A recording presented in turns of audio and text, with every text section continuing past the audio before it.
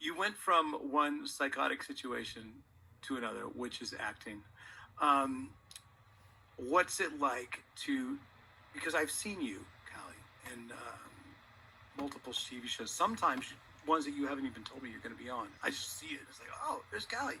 But I want to say that me and you got our big break. Oh, hold on. That's a little bit later, though. Thank you very much, Vic. We're going to talk about that. It is a red carpet, though, so I do see the...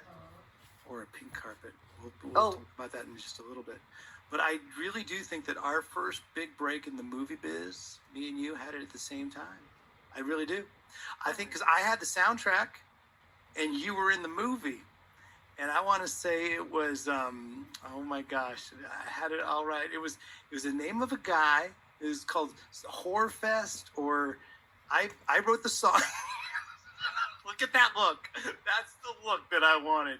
That's money. People watching on the, just listening on their podcast, you got to go to YouTube and watch it. What was that called? Frenchie's Fry No, I Fest? remember. Okay. It was called Scarlet Fries Junkfood Horrorfest. And your first debut and my first lead soundtrack of the show. We did that together. That's right. So the guy had approached me. I had just, I think I just graduated, high school, or just done, 1 year of the tour. It was in my very late teens. I think it came out on Laserdisc. That was There's it. That was sign. the only format, I think, that it came out. I think Betamax and Laserdisc. Yeah, you can get the soundtrack on 8-track if you look hard enough.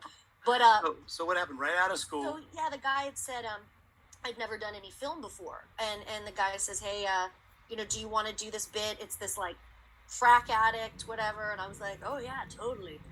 And so I did it, and it filmed in Phoenix, and I was like, okay. And you absolutely have to do everything that comes your way, except for naked stuff.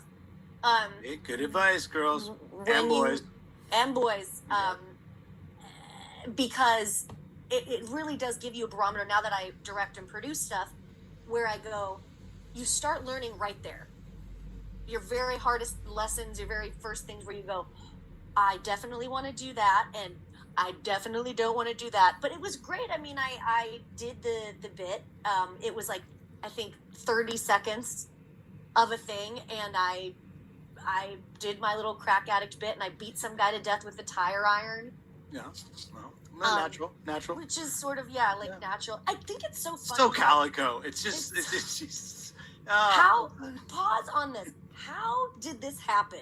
Because I am, and you can attest to this, I'm so nice. Yeah. And she is. So sweet. You will stop it. Well, just like your dad, you're going to stop and talk, sign the autograph, say hello, and then, well, you'll go into your room. Right. I'll get my bunk. But I consistently get these jobs. I think because it's so easy to access. I'm like, rainbows and kittens, and then you give me a bat or a tire iron, and I'm like, bah! Yeah, so I saw you as the complete psycho in, I think it was Hawaii Five-0, the TV show. Yeah. And that I can't say crack addict. What a great name for a book, Crack Act. Crack Act. Ah, there it is. Got a snap to it. Yeah, we've just planted the seed for Calico's up-and-coming novel.